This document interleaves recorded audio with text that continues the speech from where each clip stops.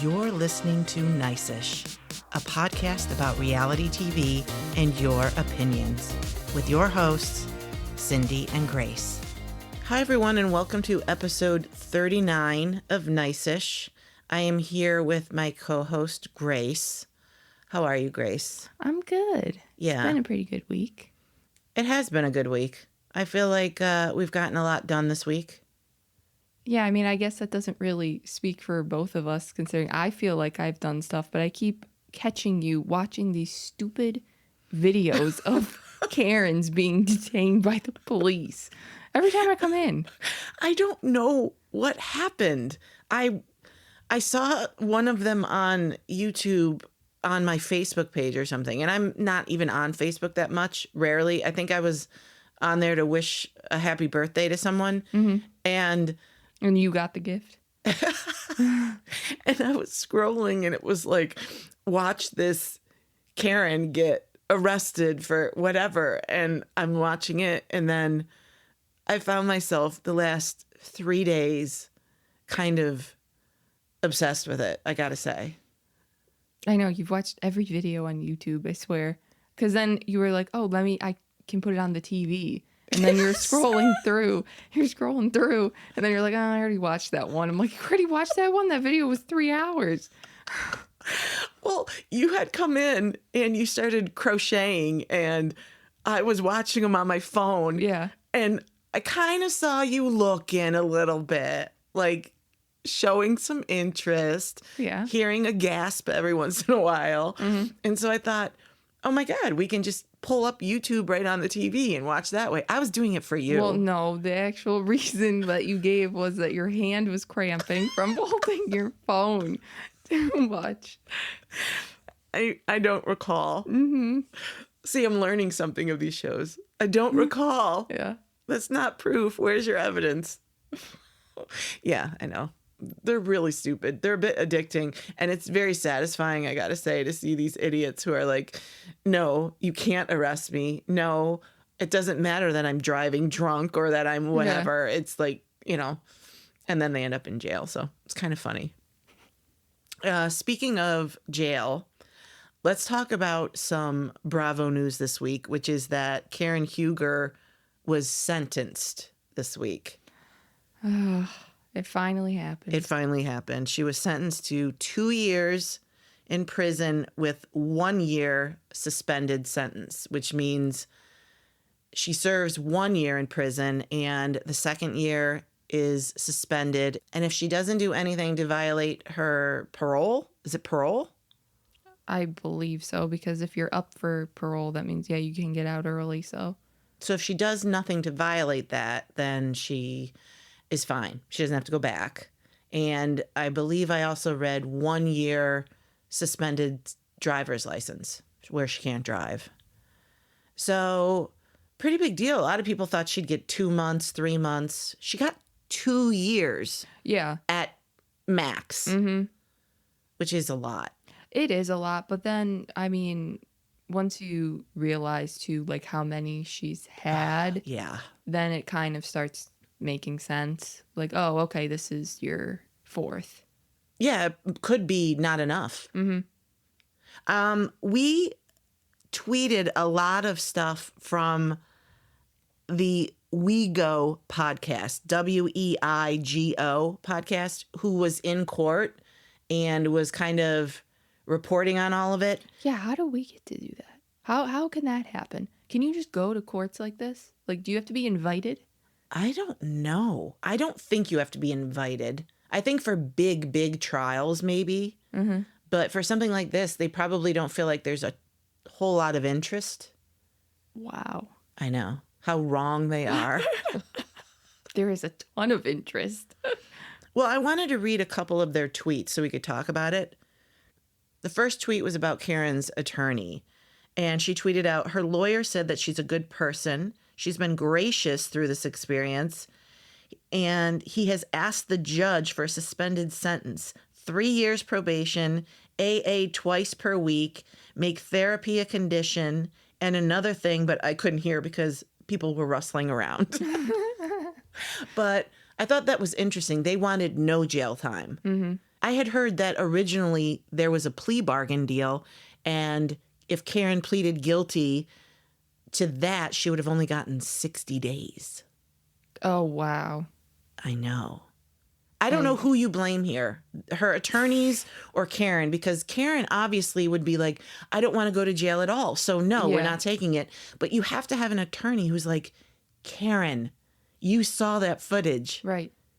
It's going to be way significantly longer than that. I think this is a mistake. How does your attorney not say that to you? I have no idea. I don't know if they can offer as much advice and it's literally up to Karen what she does. Yeah. Like they could tell her a million times, Right. take this. And if she says no, then they can't, I guess. I mean, it has to be scary when you're saying, yes, I will go. Yeah. Who wants to do that? I'm sure it's terrifying. But when you think, Karen, you would be out that's what I was in just 2 months versus a year or longer. Right. 2 months would fly by, I think. Yeah. I think so too. I don't think it would be that long. And yeah, I don't understand how the lawyers did not be like, you would be a fool. Actually, I don't really know how they weren't like, you're a fool to bring this to a trial. Right. But, Right. There's another tweet they posted that said she apologized for bringing this to trial. Okay, you had just said that. Shit, I got ahead of it. She apologized for bringing this to trial and was arrogant in thinking she could handle her alcohol. The judge said Karen was no stranger to drinking while driving on our roads. When she got her PBJ, which is probation before judgment, is what it means. Not peanut butter and jelly. No, both apply in different scenarios. And this one, it's probation before judgment. Mm-hmm. When she got her PBJ in 2007, one would think Miss Huger learned her lesson. In 2008, before the ink was dry on that other one, she was arrested again. He is not playing. Then she tweeted again. He said Karen had the hang of working the system prior to 2011. All warnings went in one ear and out the other, but she remained undeterred. And then she tweeted out the sentence. Judge has sentenced Karen for 2 years with 1 year suspended. I believe they are taking her into custody right now. Damn. I'm actually surprised that with all of her DUIs and stuff and being arrested, that it never got brought up on the show. Isn't that kind of Well, weird? I think it did. When? Robin mentioned multiple times that Karen had a drinking problem. I think a lot of them well, did. I mean, so did Charisse. I know, but did they mention that a drinking problem, or did they mention that she got arrested? Like, because I don't ever remember hearing. Like, I would have to go back and listen. We knew that there were DUIs. Yeah. At least one. I think when the second one came out. Well, yeah, I remember the one, but I was just like 4. When they said 4, I was like, holy shit. But I didn't remember that. When you hear all this and them all talking about how she had a drinking problem, do you now believe that Blue Eyes is real?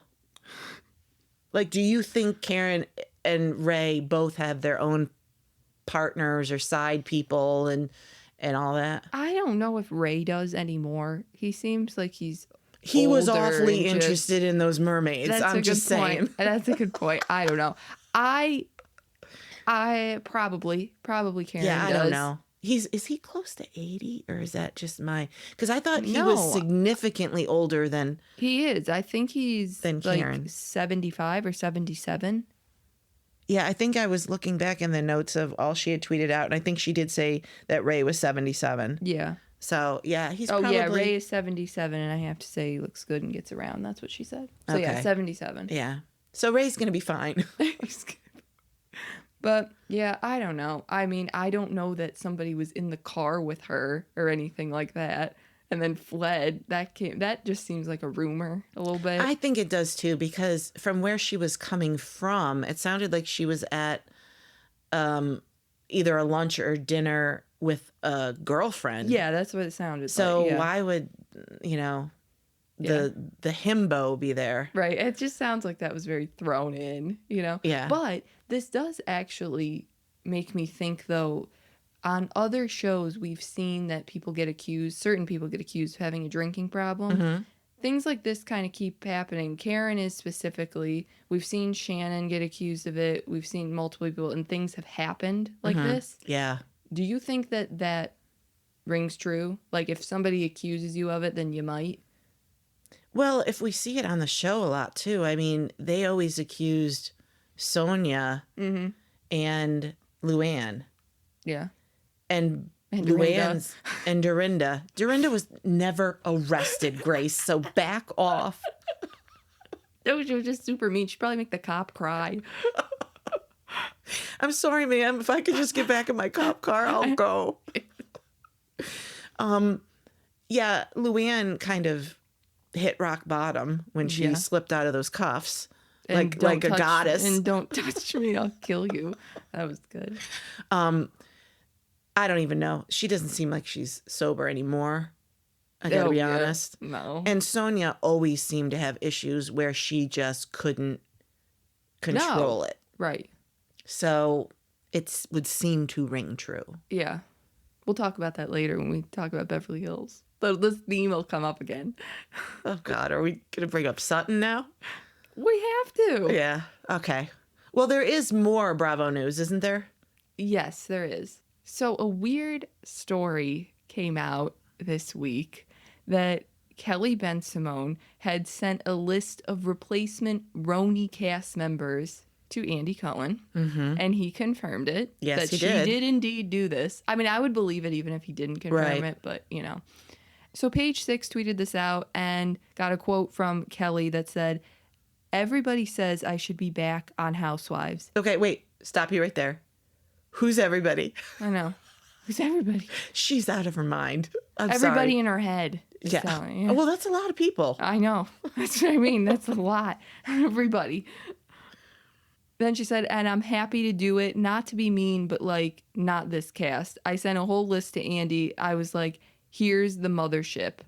She wouldn't give up names, but said that no previous stars except for her was on it. And that they have these narratives, these divorces, but they're all very New York. She also said that she thinks a revamp needs to put more focus on New York City itself. I cannot stand her. Oh my God, she's insane. Well, first of all, just her? Well, I don't get that. Because No Luann, no Yes. Dorinda, no Anybody? None of, just her. Mm-hmm. Like, how do you think she did when she came back on Girls Trip? Well, it was not a good showing. It was like, I think she thought she was going to come back and be like, see, I'm not crazy Kelly. I'm not weird. I'm not that. And I'm like, you're all those things, bitch. You are so weird. You have not changed at all. As a matter of fact, you might have gotten even worse, which I didn't think was possible. There was no reason to attack Kristen Takeman the way she did. No. And she was all over her. Yeah, she was kept calling her a fan of the show. And it's like, I am a fan of our show. I do like our show. Why would I not? So if anybody should be making a list, it should be Luann. Oh, 1,000%. Even if she was the only one back. Luann can Right. get along with anyone. She has very young energy, even though she's like 56, That's 57. the best compliment you can give her. Is that she has young energy? Yeah. She does. She does, though. Yeah. So I would watch anything with her. And I'm sorry.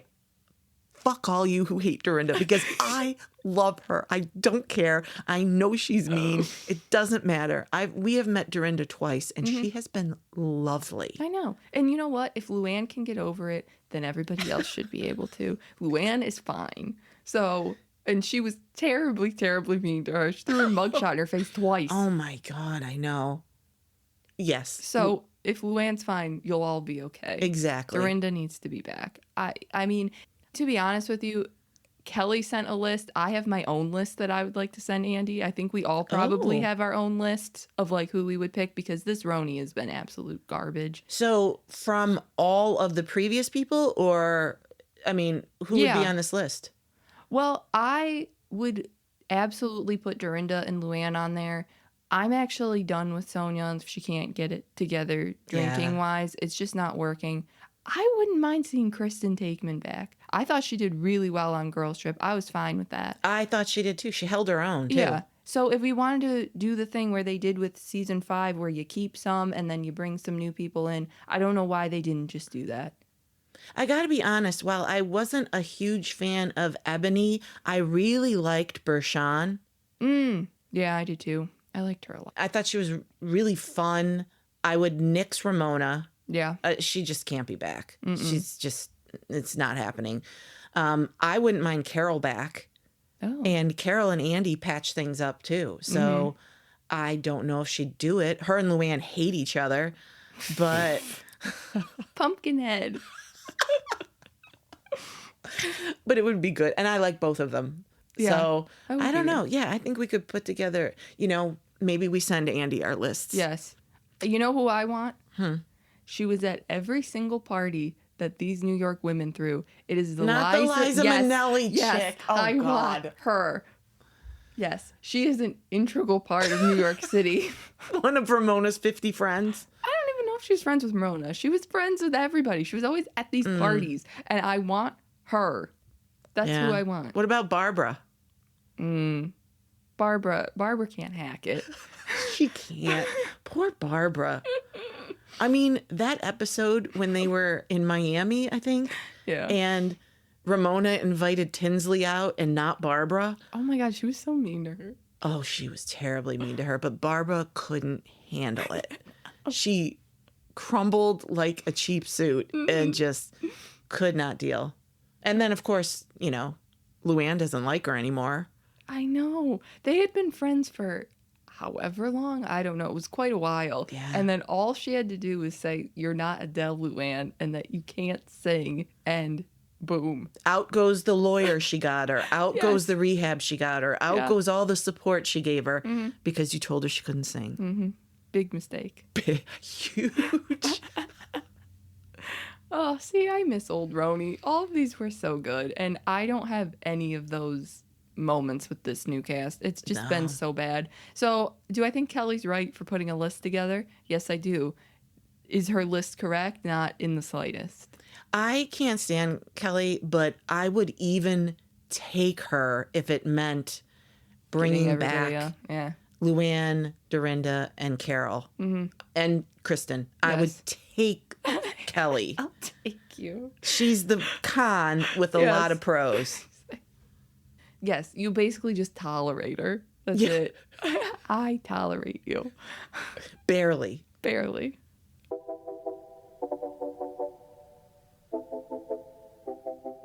Let's talk about this week's episode of Beverly Hills. Obviously, the main portion of this episode is going to be Jennifer's caftan brunch or Yes. lunch. But just to mention something before that happened is that Kyle met with her life coach and she mentioned that Mo is with Portia on their trip together. And then Kyle kind of really opened up here. We kind of got a deeper look into how she's feeling. You were actually right though too. I didn't realize that this was the trip with Portia that he was on. Oh, where he met the bimbo? Yeah. Yeah. I didn't realize that. I didn't either. I wasn't sure, but it seemed like the timing was lining up. So, Yeah. So- jerk. I know, he's such an asshole. Why spring that on Kyle now? Or he just didn't think there'd be pictures of him, but she thinks there's a chance That's that the you're going to yeah. work something out, and you clearly have been seeing this woman a while. Right. Because she seemed awful familiar with your face. Right. Because she was all over it. So that's just shitty. Mm-hmm. You don't treat the mother of your children and the woman you've spent 20, I don't know how many years you've Yeah. been together. You don't do that. I know, it's like you just threw her away that quick, like just to not care about Kyle But to not at even all. give her a heads up either. Right. Like, hey, you know what? I've been seeing someone and I don't want it to get out, but if it does, I want you to know. Right. That's it. That's all you got to do. What a dick. It's really, really shitty. I felt bad for Kyle when she saw it too. It's just like, why are you want to say that you don't want her to get a divorce and that's too quick? Right. Why? What are you doing? Yeah. What's going on? But it was so sad to see Kyle talking to her life coach about all of her worries because she was worried that if she moves on to a new relationship, that he might come back and say, okay, I've done what I wanted to do, and now let's get back together. So the fact that she even thinks that is sad too. It is sad. Then she was waiting for him to fight for their marriage, Oh, and he didn't at all. that was super sad to hear. That he was scared to be alone, but not scared to be without her. And then once he realized he could be without her, then he was fine. That was super honest and open. Yeah. I'm surprised she said that. So after that whole talk with her life coach, she literally finally admits to herself that she thinks it's time to move on. And I think I agree with her. What do you think about having a life coach? It's like a therapist, I guess. I don't know. So good idea? Yeah, sure.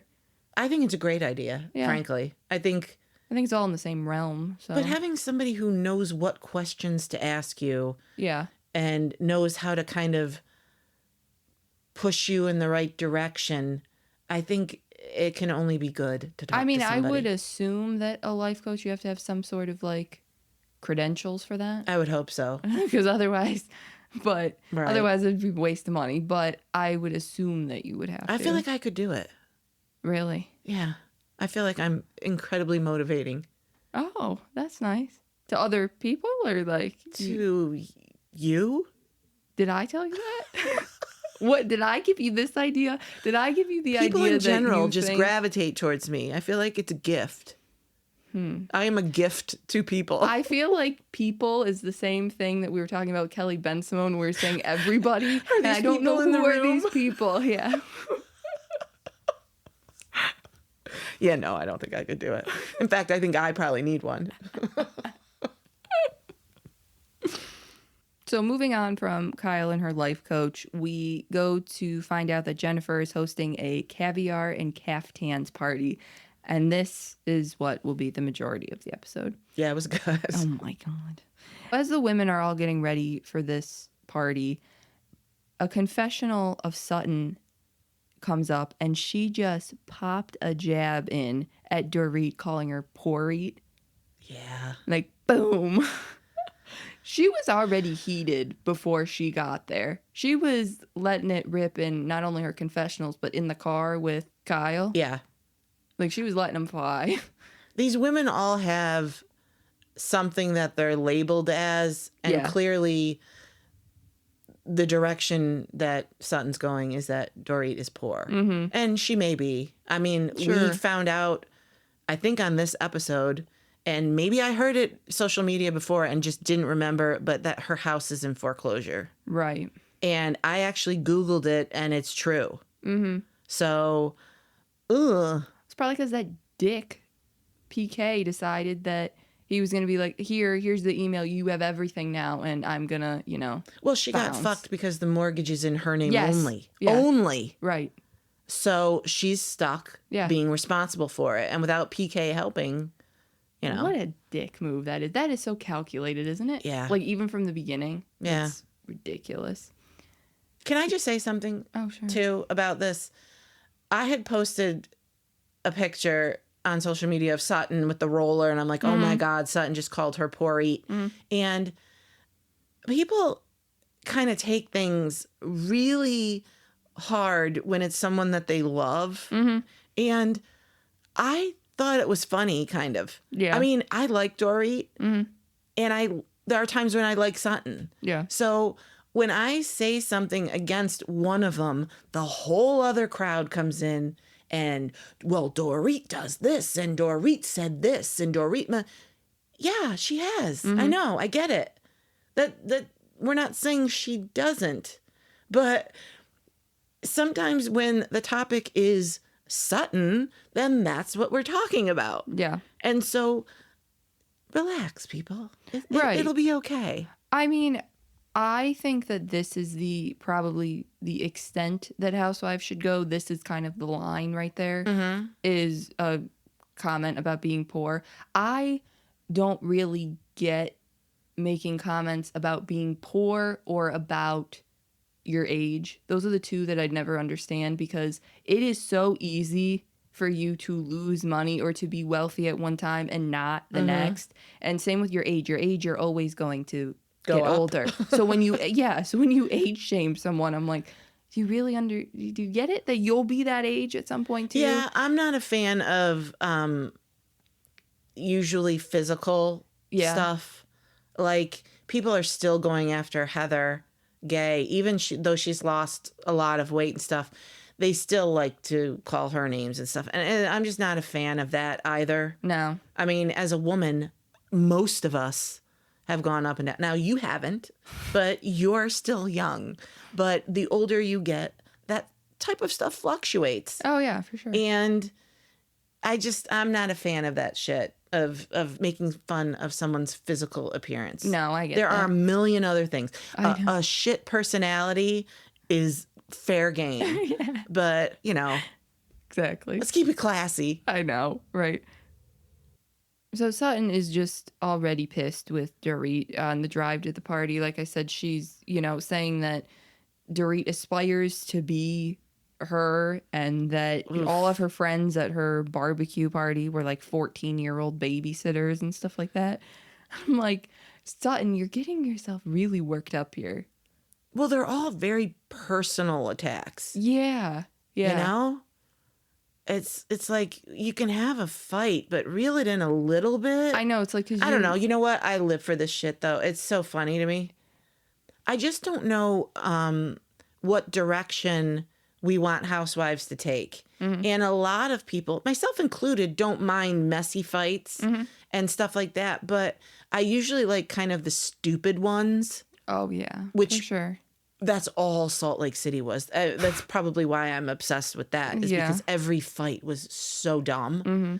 But when you start going after, first of all, someone who's in the process of a divorce and not wanting that divorce. And who you said you'd be there for.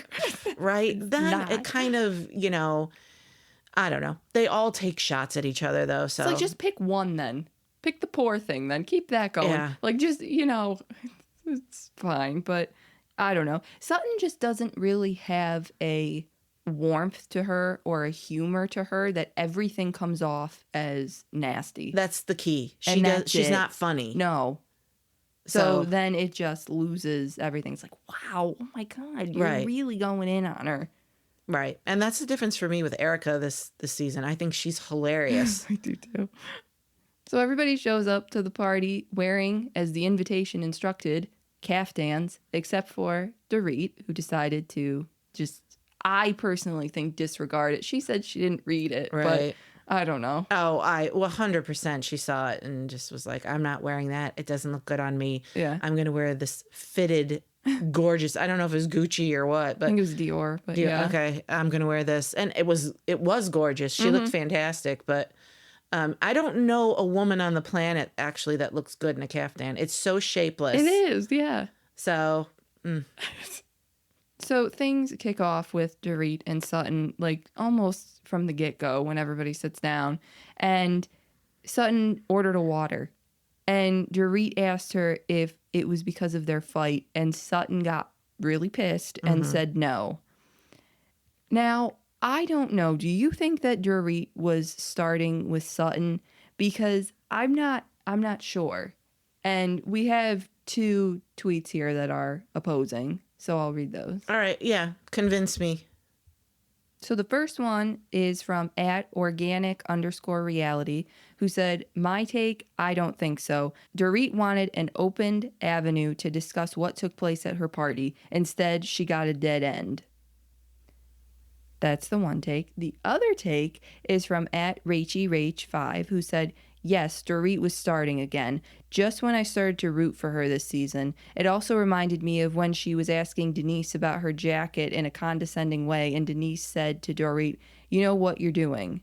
I was saying the same to the TV. Dorit is kind of mean. Okay, so there's 2 takes. Yeah. One thinks Dorit was doing it on purpose and the other doesn't. Well, if I'm being honest, I don't know how Dorit couldn't have meant it in some way. I mean, I don't know. Do you think she really wanted to discuss it again in some sort of constructive way? Or, I don't know if there's any way to know. I guess I feel like I'm always naive in thinking that it's not meant that way, and it's probably 99% meant as a jab. Mm-hmm. The only reason why I actually don't think it was is because Dorit wasn't even actually really talking to the whole group. She was sitting next to Sutton, and she actually like went out to like reach her arm for her, kind of like, is this like To do touch you think, her? yeah, like, do you think this is because of this? Because I'm not telling you that you can't order Oh. something. I don't want you to. I got that vibe, Okay, I get you. but maybe it's not. You don't Again, have to curb what you're drinking because of me. right? Like I don't know. I took it that way, but maybe. Again, about the naive thing, it could be that I too. think it could go either way. I think the only person that knows is Dorit, and she will never tell us if it was meant in a bad way. Yeah. So we shall never know. Bummer. Yeah. So all the women gather around the table to eat, and Sutton is sitting across from Dorit, which I don't know who put the table settings like that, but somebody, a producer, I would like to assume, set up those place cards. Switched them. Yes. And Sutton was just ready to go in on Dorit. And she says to Bose, how many people do you have in you right now? And Bose was just kind of looking at her like, what the fuck? What are you talking about? Yeah, I don't know what that meant. I don't either. Well, I think Sutton was trying to make reference to something Dorit said earlier, which is that she wasn't sure which side of Sutton she was going to get today.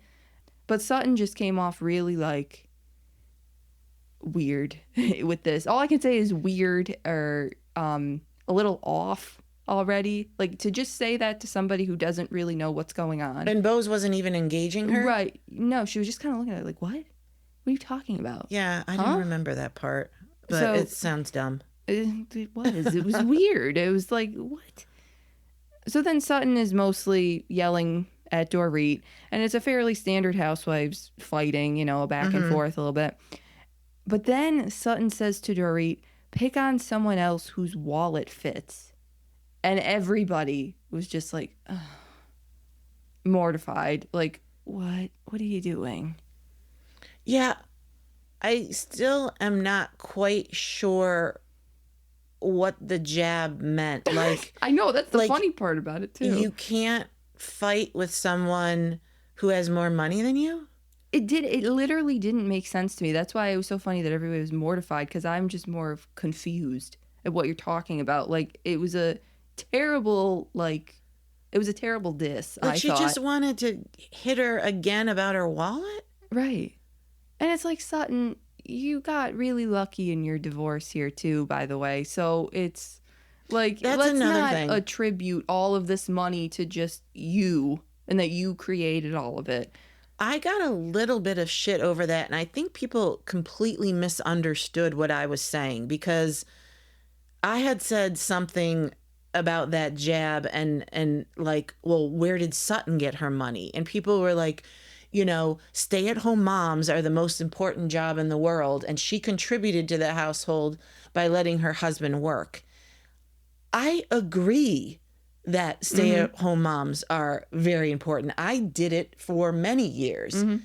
My whole point was that how does someone who's a stay-at-home mom make the flex that they have more money than someone else, Right. when you didn't earn that money? Yeah. Like, you're poking at Dorit, but you're both exactly the same. I know. I mean, I think they both have had little businesses here and there. I don't know how professional or how well any of them did. Yeah. But you both got your money the same way. So my whole point was, how can you flex because you had a better divorce settlement when you're the same? You did the same thing. So that was my point. Not that stay-at-home moms are bad. I was a stay-at-home mom for a while. Well, right. So, you know, but again, if you're picking a side here, the other side comes at you, and it's like, I frankly think both of them have been horrible. Right. And see, this is what I mean also about Sutton just coming off as mean and not funny, because Dorit calls Sutton a fucking cunt in her confessional. And then I was laughing at that. Yeah. And it's just like that's kind of the difference. Right. Is that you got to be more likable, or you got to have a little bit more of a creativity with your diss. Because yes. Like Dorit. I thought that was funny. Yes. Yeah. That was. Right. But so, yeah, this other stuff of just like, I have more money than you. Well, yeah, you have more money than a lot of them. Right. But, I don't know. I found it interesting that Jennifer Tilly sided with Dorit through a lot of it. Mm-hmm. So to try to de-escalate this, Garcelle suggests offering an apology to Sutton about the drinking joke, and Dorit does, and Sutton kind of rolls her eyes and is like, yeah, that's real sincere, probably because Garcelle prompted her to do it. Right. Then Dorit says that if Sutton in the moment had said how much it bothered her, she would have apologized there. I thought that second one was very genuine. That read sincere to me. The first one actually really didn't. Mm-hmm. But when she said that it hurt her, Dorit then said, I'm sorry. If it did, I apologize. So then you just gotta take it. Yeah, at some point, though, it's just like, well, and I don't think any apology is going to read sincere if you're asking for it. Like, that's the first one around. Sure. It's not going to. But the second one, too, it's like Sutton gets up and walks away. This is my whole point about getting up and walking away that is so friggin' irritating, is that if you had just said to her, that really hurt me, I don't like that topic, I don't whatever, but instead you called her a bitch and walked up and left, and it's like, that does nothing. Well, she should have taken it, and then Dorit could say, well, what hurts me is I'm going through a divorce, you know my financials, and you keep going at that. So how about we make a truce? Yeah. And we don't say those things to each other. I won't mention what you drink, and you don't mention my finances. Let's pick on each other for other things.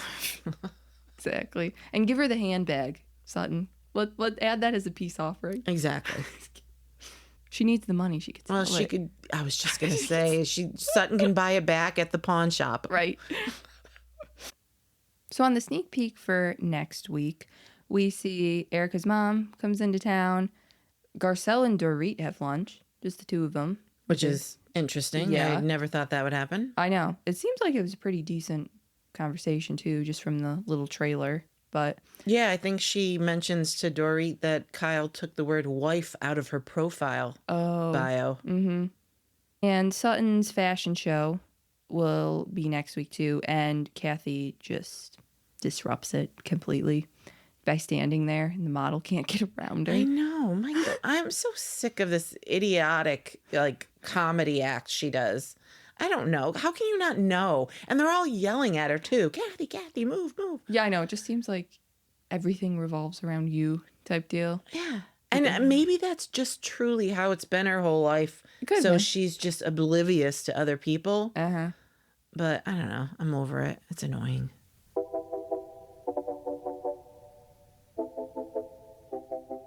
So let's talk about this week's episode of Summer House. It starts with the house decorating for a 4th of July party. And the women are going to decorate one half of the backyard, and the men are going to do the other half. And they're going to have all their guests put little coins in jars on which side of the house they like better. Mm-hmm. And the loser is going to have to go into a dunk tank. So all the people start arriving, and Paige notices how young all the women look and says, I have acid reflux. They don't even know what that is, which kind of cracked me up. Yeah, I know.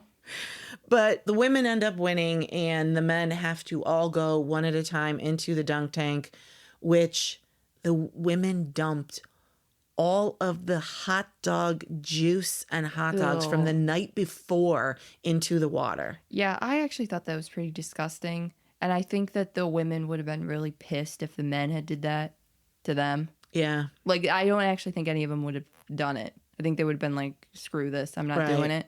So it's like, you guys already won. I don't know. I would be really pissed if that happened. I'd be like, no way. Absolutely not. Right. I mean, it was super, super gross. I don't like any of them, so I didn't really care. Yeah. But very gross. Mm-hmm. We meet the new guy, Emerald, and we see a flashback of him talking to everybody at a dinner in the city, and then we see him arrive in the Hamptons. And both times he's talking about this play party that he went to that weekend before. Yeah. And he really likes to talk about it. It was a sex party. Mm-hmm. He mentions when he first walks in, there's this giant sex swing.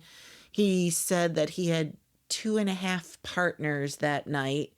And I'm just thinking, I don't want to judge people on stuff. Yeah, I don't want But I'm going to judge because I think it's gross. Yeah, it's like, I'm not trying to yuck your yum or whatever, but, it's just really weird. I don't get it. It almost makes me feel like, are you actually really doing any of these things? Like, are you? Because usually people that talk about it a lot, it means that, I don't know, sometimes it doesn't ring true. Do you remember that one guy on the show? He kept talking about all the sex he was having, and then everybody thought he was a virgin. Do you remember that guy? No, which guy was it? Oh, shit. I can't think of his name. He wasn't all that attractive either, but he would constantly talk about all the women he was having, and then everybody was kind of like, no, I don't think so. I think you're, going to be a 40-year-old virgin. Right. Oh, shit. I wish I remembered. Yeah.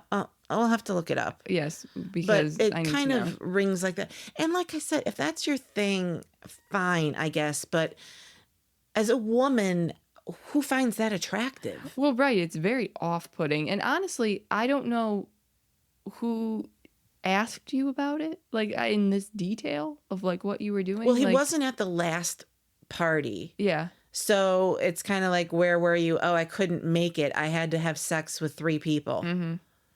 It's like you could have done that at the house. I don't know. The bragging is gross. And I just find, as a woman, maybe I'm turned off by it because I'm thinking, well, why would I be interested in you? Yeah, I know that. And I don't actually think all the men were that, like, into it either. Really? I didn't get that vibe from anybody at the table. Like, maybe not. I don't know what to say about this, really. Like, because I don't know that they've ever had anybody in the group that really was... I'm just struggling to find a guy on the show that I like. No. Like, I hate Kyle. I think Kyle's as bad as the worst guy ever. And I don't like Carl. I don't like... Who else is there? Oh, West and Jesse. Jesse's the worst right now. God, he's creeping me out. And then there's this new guy who I don't like either. Yeah. So... the best was Andrea, and he was there for 1 season and gone. And so I'm struggling to find anybody I like. I know, right? It's like, can we focus on the men and finding some decent men? We don't need more women. Then we get a scene with Paige and Lindsay in the city shopping, and Paige is talking about how protective she feels over Lindsay and how much closer she feels to her now that she's pregnant. And it was really nice. I know. I'm a fan of when the women all get along. I know. I hate on the men. I'm great with that. Yeah.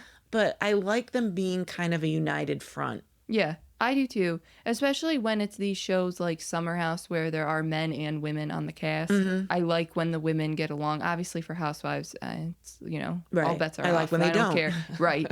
But on this type of show, I do too. I like when they get along. And Paige starts talking about her job and the 60-city tour she's going on with her podcast. And all these things she's worked for the last 10 years are finally happening. And I think we can see the foreshadowing coming of the demise of her and Craig. Yeah, it seems like the days were numbered. Yeah. After this summer. She has all this stuff going on. Yeah. And I guess now that doesn't mean that you don't still love somebody even if you have stuff going on. Right. But it just seems like with them not even being in the same place, it made it kind of easy to be like, I'm calling it quits. Yeah. And she did say she's changed. Mm-hmm. In the 3 years they were together, she's a different person now than she was when they first started dating. And that's legit. It's fair. Yeah. So Jesse and Lexi meet up for a date in the city. Oh, God. They go to some sort of like, it wasn't an arcade because you could play like lots of different stuff. What did the two of them play? I don't know. They drive me up a wall. You don't remember? Because she showed up in heels, which I thought was and I was like, bizarre. was it basketball? Were they playing basketball? Like it might have been one of the things. And I just thought, what do you do? I don't get it. These little sex kitten heels. Right. And I'm just kind of like. Do you know where you're going? Why would you wear that? It would have been so much cuter with a pair of Converse. Right.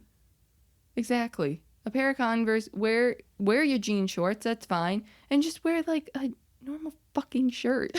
Like, God, I can't stand her. I know, I realize that I am coming off not as the biggest fan.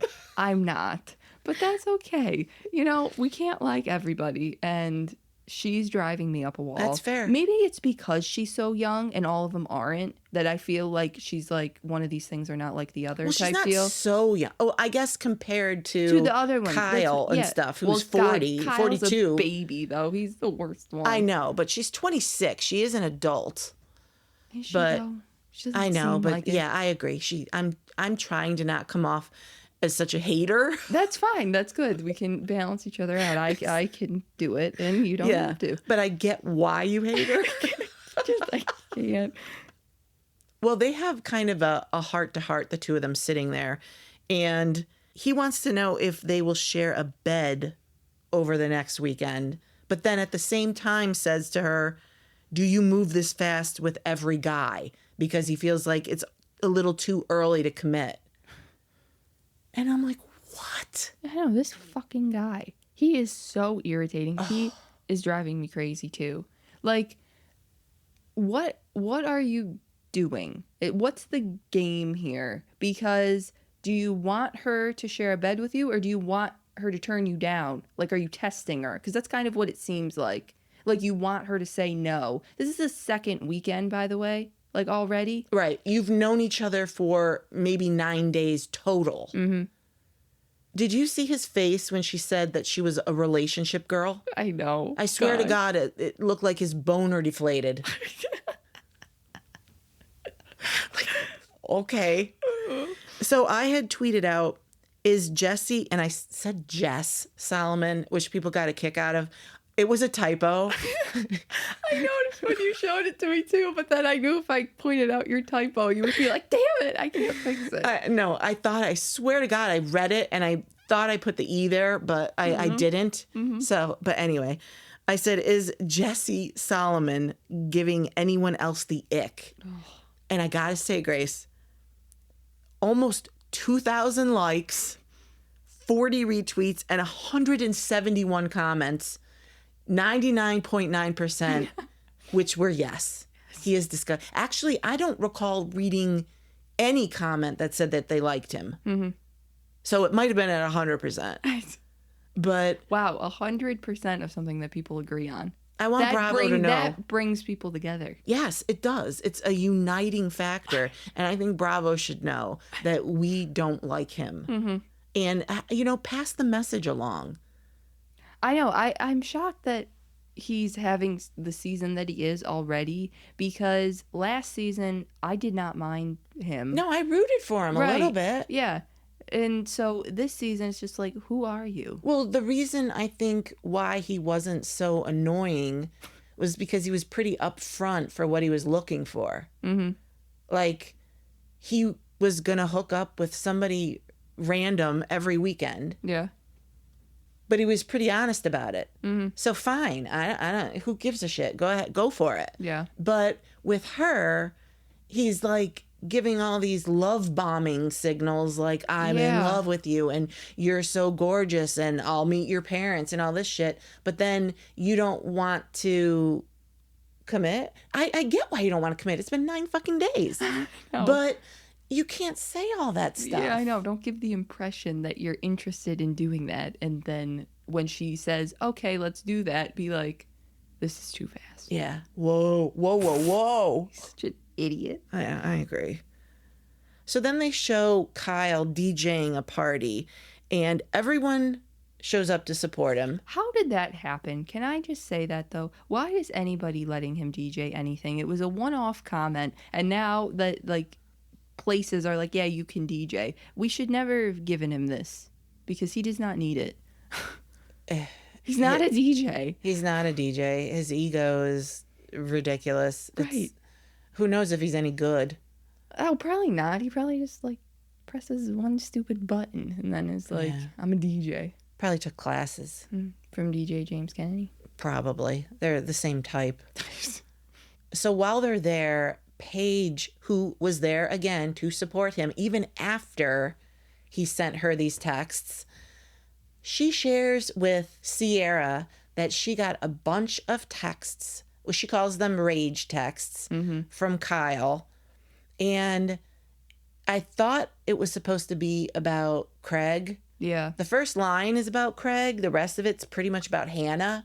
And I mean, the two of them hated each other. Yeah. So, but I'm going to read it to you and tell me what you think. This is Kyle's text to Paige. Honestly, beyond discouraged. With Craig, too. This wouldn't be a topic today if it wasn't for him and about a dozen lies. So I think he's talking about the seltzer drinks and all that kind of stuff because Craig invested in a competitor. I can't believe this is where Hannah is at 3 years later. I'm fucking apeshit. First, her telling Alex Cooper I cheated on Amanda right up until our wedding and all the pain we fucking suffered because of that podcast when it was at its peak, which I never fucking confronted you or her about. Now this? You've been with her this entire time and now out there saying you wish you stood up for her season 5? Now this? Is this what you think as well? Hannah has the lowest Q rating. And then there's something that couldn't be visible to read. I'm guessing on the entire network, AKA likability. And he mentions, I think, a producer for the show or something that said, ask him and he'll tell you. Sorry to barrage you. I was just heated in the moment. Can't vent to Amanda because she basically divorced me for potentially hurting your guys' friendship with this sprit stuff. And I don't understand how lies keep getting, and then it says it's cut off. So he clearly doesn't like Hannah. No. He's mad at Paige over the sprit stuff with Craig. And it sounds like Amanda kind of took their side a little bit or something because she's really pissed at Kyle enough that he's saying that it's so bad that it's divorce-ish, which is an exaggeration, I'm sure, but they probably had their share of fights. So what do you think about him texting Paige all this stuff? Well, yeah, first let's talk about that because why on earth are you texting Paige? Why would you text something, first of all? If you want to speak with her, okay-ish, maybe, but don't write it to her. What are you doing? Then that's terrible. Say it, forget it, write it, regret it. Yes. From the great Dorinda Medley. Wizard. But I don't think it's appropriate for him to write her at all. And you're not telling Amanda because you know she'd get pissed at you, which means that you already know that you're wrong for doing it. So that should be a red flag immediately.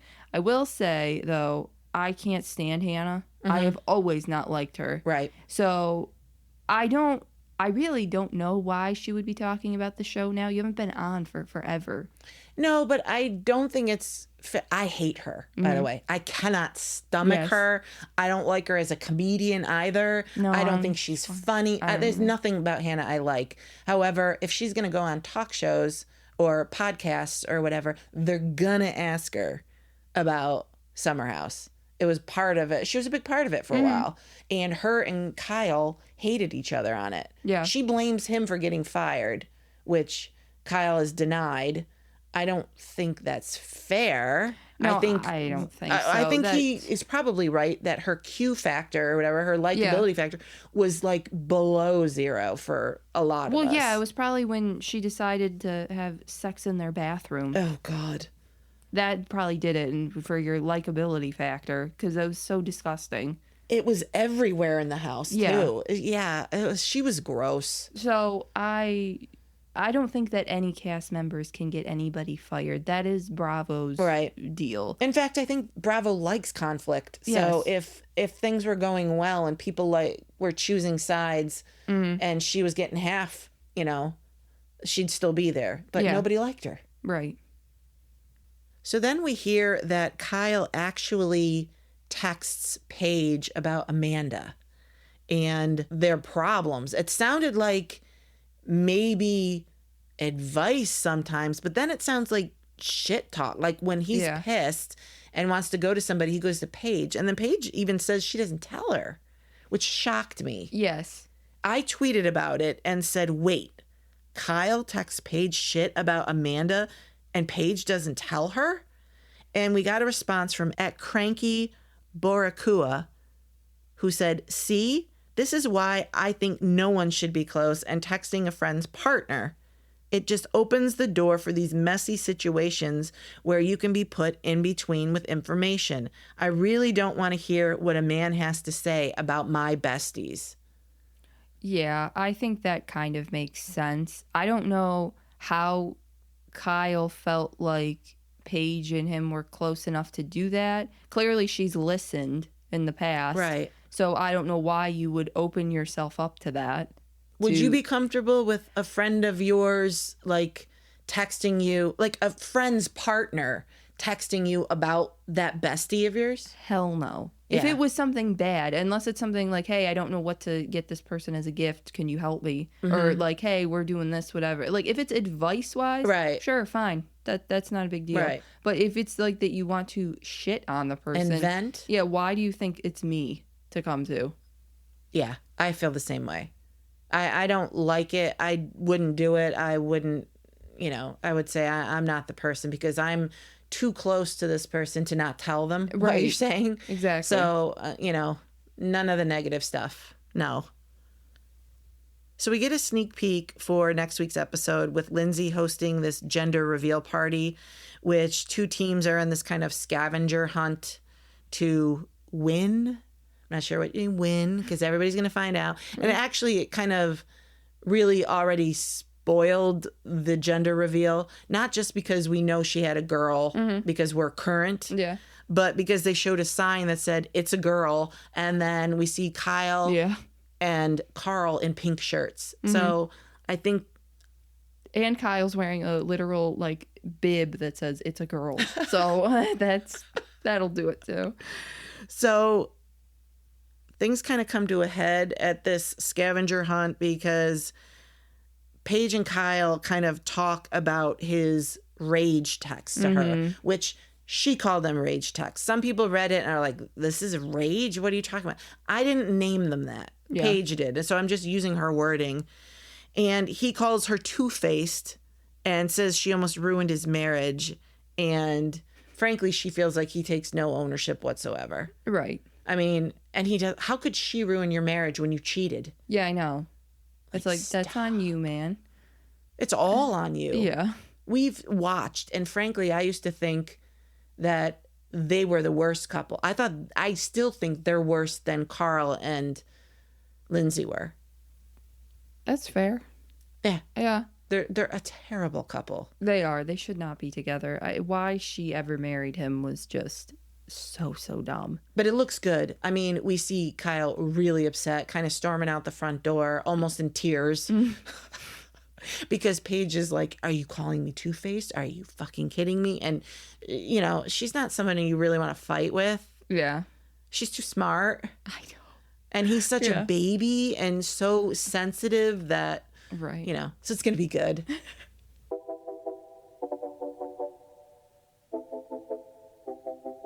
Let's talk about the third and final part of the Real Housewives of Potomac reunion.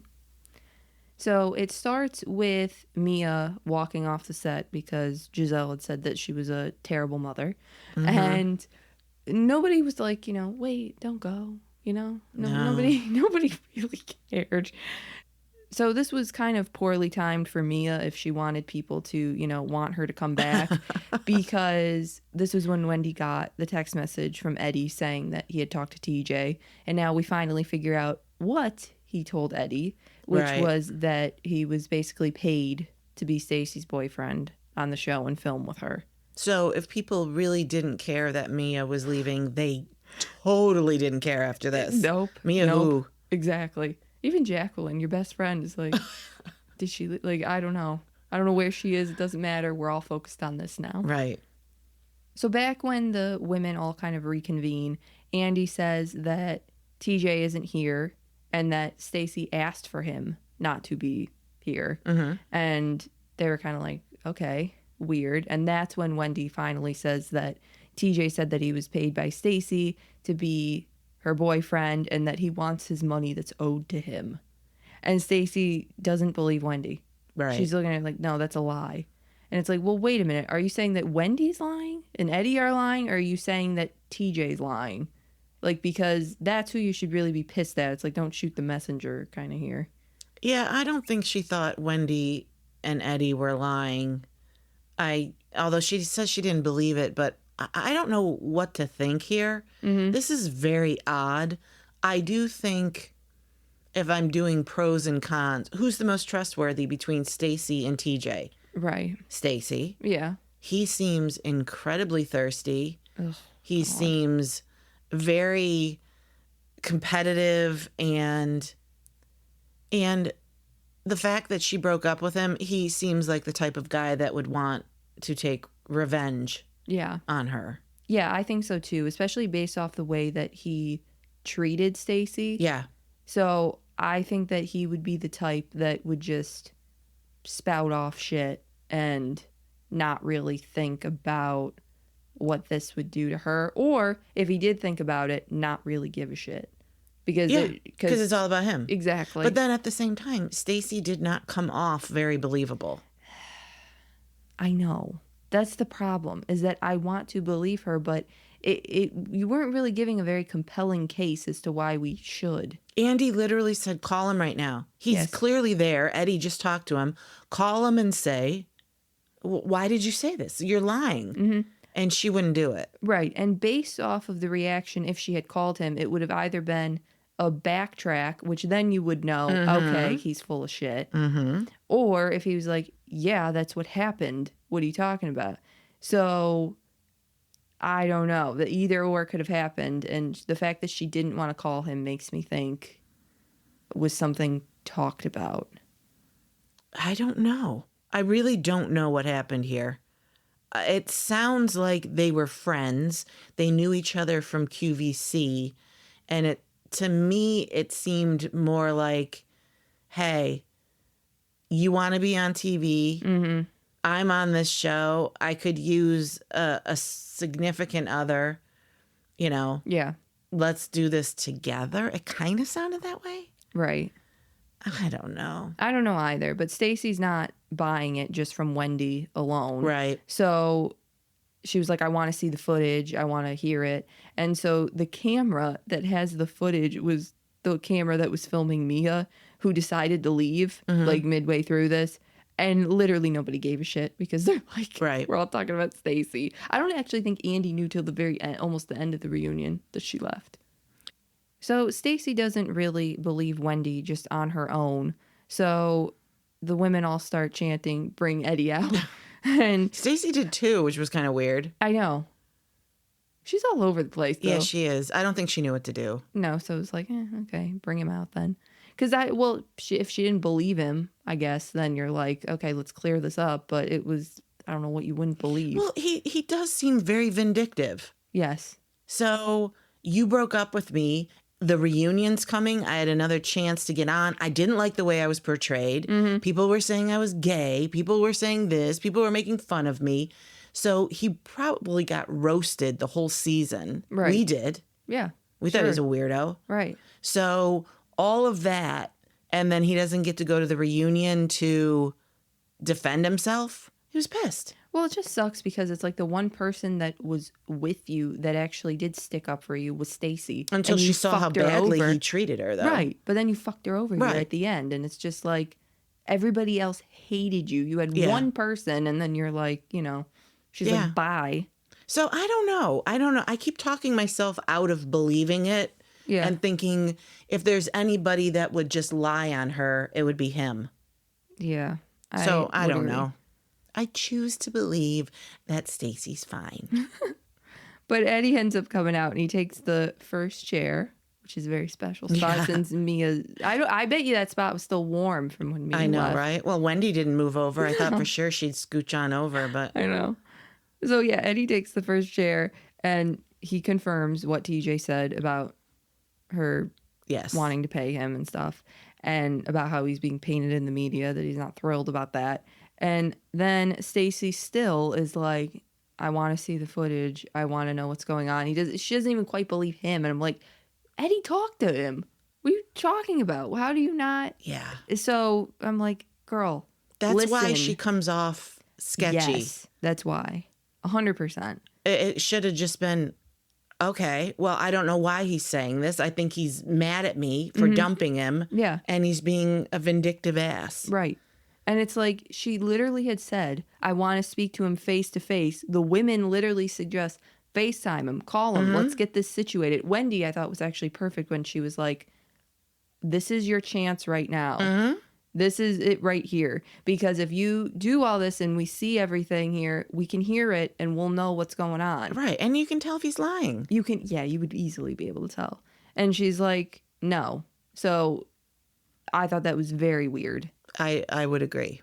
I didn't like it either. I mean, I saw a couple comments of people thinking you're just giving TJ what he wants, more airtime, that sort of thing. But I thought, it's my reputation.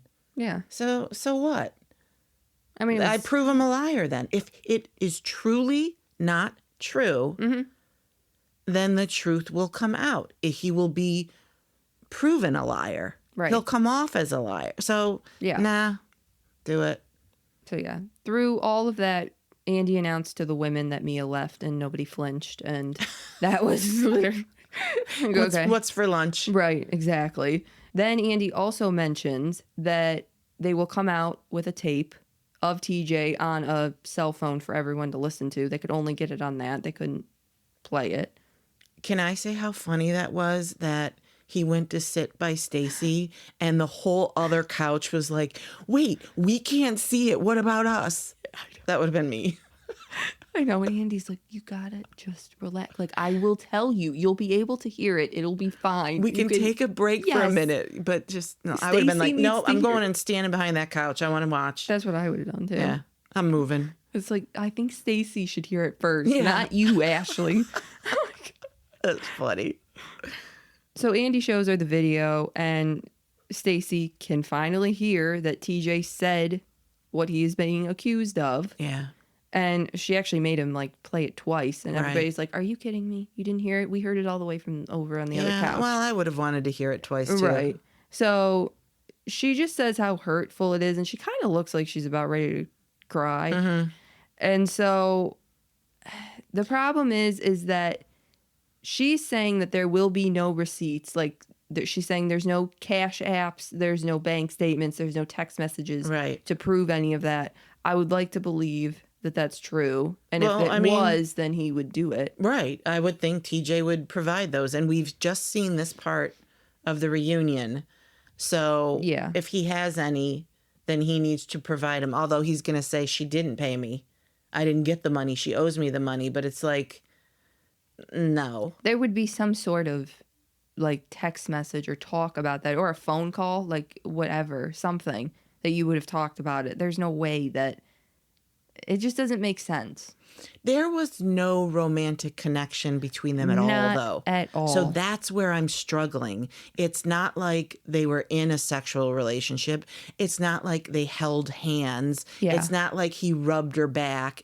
There was no contact. Right. So it really comes off like a transactional relationship. Yeah, totally. So she's fighting that too. I mean, did she look more into him than he was into her? Yes. But I don't know. I kind of bought it on her side, but She just seems like she'd be nice to everybody, though. Yeah. Like, yeah. and especially if she knew him. So she would be that way, I think, almost towards everybody until Yeah. she's not. So again, after all of this, like saying there's not going to be receipts, this, that, the women ask her again, call him. Same with Andy. Yes, Andy's like, are you going to do it? I think you should. Yeah. And I mean, from Andy's perspective, I would want her to call just because it'd be like, Oh, 1,000%. can you please call here? Because we are literally filming. Yes. So call him right now. And I would like to know. This needs to be on the show. And she will not do it. And she just says that she will call him with her attorney present. And the women are just done. Yeah. So where kind of are you after all of this? I think there was no money exchanged. I don't think there was going to be a monetary exchange.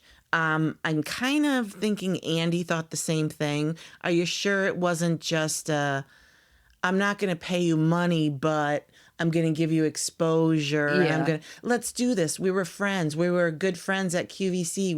We trust each other. Yeah. Let's do the show together.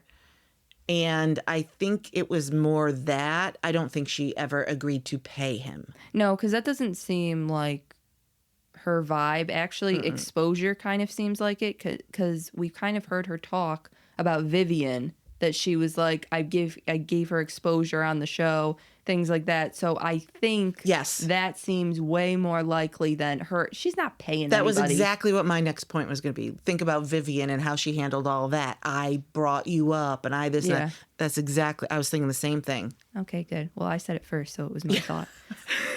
I was trying not to cut you off, but I was dying. Don't edit mine out first to make it seem like you said it first. Yeah, no, I agree. So all that Stacey stuff was kind of the first half of the episode. And then kind of the back half is more about Karen. And Andy just kind of asks the group a few questions about her DUI. And then he kind of starts talking to Jacqueline, too, about the balloons and her showing up with her 8 citations. And it's so funny how she starts out like, I came in peace. I came with those to... It's like, Yeah. no, bitch, no, you didn't. And then No. it's like, just admit later on that you didn't. Which Every she did single after. person there called bullshit on that. And then she's like, yeah, I know. She's the same as Mia, though. They both do that. Well, that's why they get along so well. I know. And this part I actually thought was very interesting, which was Kay admits that she was surprised that Karen wouldn't be honest with her because she offered Karen help at the clinic that her and Greg run, and Karen declined. Yeah. I was surprised to hear that. I was shocked that she actually admitted that, which I thought was good of her to do, but... And I think Kay would have been quiet about it. I think she would have, Yes. she felt very close to Karen because of how Karen handled the whole thing with Cookie Monster and all that. Right, and like So- I owe you one type deal. Yeah. Like, So I agree. I think Karen is too proud. She's too much of an ego to accept anything like that. I know. Because that would mean she had a problem. And she still has not accepted that she has a problem with alcohol. I'm not saying she's an alcoholic. I mean, the signs are there. I'm not a doctor, but she has a problem with the way she uses alcohol. Totally. Then it gets brought up, too, about who would advise Karen that she should have a public trial. And none of the women get it. They're like, I have no idea. I don't know how this even got as far as it did. Because Giselle says that she heard either 6 months house arrest that Karen could have gotten or 60 days in jail, and Karen declined both of them. Both plea bargains. Yes. Yes. I don't even understand this because first I'll say that Karen's lawyers tried to get the body cam footage suppressed. And so that would mean, yeah, they saw it and it was really bad. Right. And then Giselle mentioned the plea bargaining stuff. And I got to say, I think, first of all, most of our country went through house arrest with COVID. So we were doing a year of it. I was loving it. I don't go out that much. I don't like to go out that much. I go out Exactly. when I have to. So doing 6 months without leaving would mean you would have to get our groceries, not me. Vacation. I'm just saying, it sounds like a dream. I know. And especially for someone who could possibly serve a year in prison. Yeah. How you don't take that? Yeah, I have absolutely no idea how not either one of these was taken, especially the house arrest one, because as a lawyer, I guess you have to do what your client says. Right. But I mean, it's just like, you think you know more than a lawyer? Are you for real? So there's that. Right. They presented it to her. Yeah. And then it's up to her. And I mean, I don't know a lawyer alive that would be like, you're on your 4th DUI. yeah. You are getting offered 6 months house arrest. You need to take this. I mean, maybe Karen talked it over with Ray and he was like, you should fight it. Oh my God. I believe in you. You should fight it. That is evil. Ray doesn't want her home. Oh, God. Please take a joke, people, because I've made a bunch of jokes about Ray and Karen, and it's all in jest. But know. that is funny. Oh, God. Ray. Another thing that I thought was interesting about Karen's situation here with the women talking about it was Ashley mentioned that she heard there was another person in the car driving with Karen who fled the scene. And at first when I heard this, I thought, Ashley, what the fuck? Yeah, that's this sounds dumb. so stupid. What are you talking about? But then they show the body cam footage and I was just like, oh, you hear Karen mention about another person. Yeah, and that she wasn't driving. Yeah. So then I thought, oh, well, that's really weird. It actually had some validity to it. It did, because she was so hammered, and that's usually when the truth comes out. She's not thinking, how can I get out of this, and, plotting. You don't have the capacity when you're that drunk. So I thought that was really interesting. Now, she clearly has done this multiple times. Right. So it's not like she wouldn't have deserved to go anyway, but was there someone else in the car with her? I don't know. Let's search the car for prints, people. Okay? We need to see if there's 2 sets of prints. Yeah. Because I need to know if somebody was there. I mean, she could have been alluding to a different time. I would believe that would have happened, Because she was disoriented or something? Yeah. It could have been something else. I don't know. I don't know. Ray didn't care either. When's the court date? Oh my God. So after the women kind of all talk about Karen and her DUI, they play a video of Karen that was unseen footage with her and Ray. And I had really high hopes for this. I thought this was going to be something that would tie up some loose ends or give us a little bit of her perspective or some accountability at some point. And I was sadly disappointed with what this video was. The video was literally a commercial of why Karen is a victim. It was really too bad, because at first it started and I saw her in this sweater dress and her hair all done. And I thought, okay, this is a little weird already. That I guess you knew cameras were coming. Okay, I'll chalk it up to that. Right. But then as it kept going, it was like, okay, so you were on antidepressants and you started drinking. Okay. I was with you. I really was. I was with her. And then up until they started mentioning every point, which was like Giselle and Ashley said, covering her bases. Right. Like talking about, the blue eyes guy and, her beer and champagne that she had, her antidepressants, like all that. It was all, the story was just very neat. Right. Put together. Yeah. Pieced together to try to come off sincere, and it was everything but sincere. Yeah. It seemed calculated and just inauthentic. And I don't think that the women should come off as unsympathetic or anything like that for detecting bullshit when they see it. I agree. because they've known Karen for, geez, what season are we on now? Oh, is this 8? It may be. I mean, we're in deep now into Potomac. They've known her for a very long time, since season 1 and even prior. I mean, Giselle's known her for a really long time. So they would know.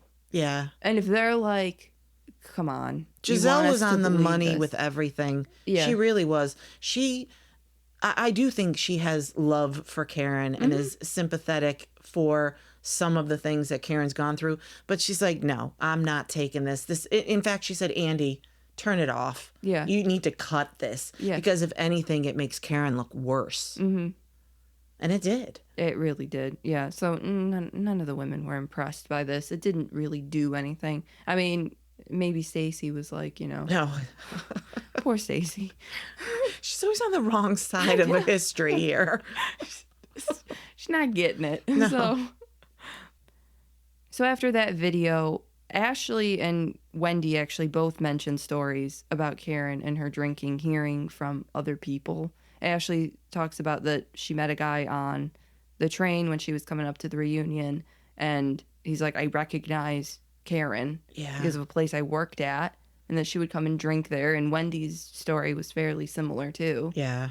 And they have no reason to lie. No, absolutely not. It's not like these two men are going to be like, we watch your show. The one guy didn't even know about it either. Right. So it really adds up for Karen here that she clearly has an issue. And, maybe the best thing that happened to her was that she didn't take the plea deal, because I don't know if she would have worn an anklet that tested for alcohol or not, but going to jail could be what saves this woman's life, because if she didn't have some consequences, she would have been out there behind the wheel of her car again. Yeah. Yeah, good point. Reunion ends with Andy kind of just talking about everyone and where they are at now, and Wendy giving her 2 cents that she clocked Mia from the first season. My God. Like, everybody's like, oh my God. She's such a know-it-all, isn't she? I know. It's funny. So that's how it ended, but I thought overall this was a great season. I do wish that Karen was there, knowing what we know now. I think she should have been there. Yeah, I would agree. I saw an article, I think yesterday, that said that they are going to continue filming. Yeah, I think it was season 9 or season 10 we're on. Okay. Coming up to. Because I think they said they will film season 10 without Karen, or season 9, whatever. So, she could have been part of it. She could have done house arrest, and they filmed there. It's a shame, but, consequences. Yeah, it is a shame, but yes, I agree with you.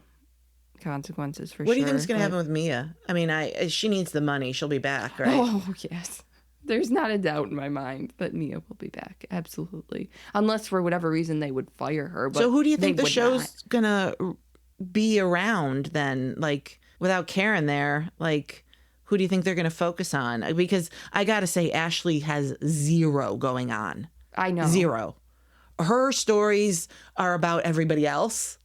So, I mean, I liked Stacey as an addition. I think she'll be interesting next season too, because we have this stuff with TJ, which maybe will get brought up. I'm sure somebody will bring it up. Right. And I mean, unfortunately, Giselle doesn't have much going on either. Like, nobody really has anything going on, which is kind of interesting, because that means that you can focus on everybody else. True. So somebody who's got a free schedule is good. Right. I mean, when you think about it, the only person with an actual partner is Wendy. Because I don't think Kay and Greg are going to make it. I'm sorry. She's not getting that ring? No, that's not happening. She's going to close on her condo and, live happily ever after there. Right. So, I mean, nobody really has a significant other, so. Oh, yeah. That's kind of a good point. Yeah.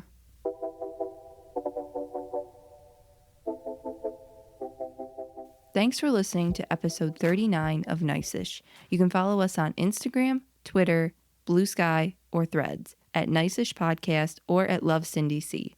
You can listen to Nice-ish wherever you get your podcasts and on YouTube. Look for new episodes every Monday. Thank you for listening and have a nice-ish day.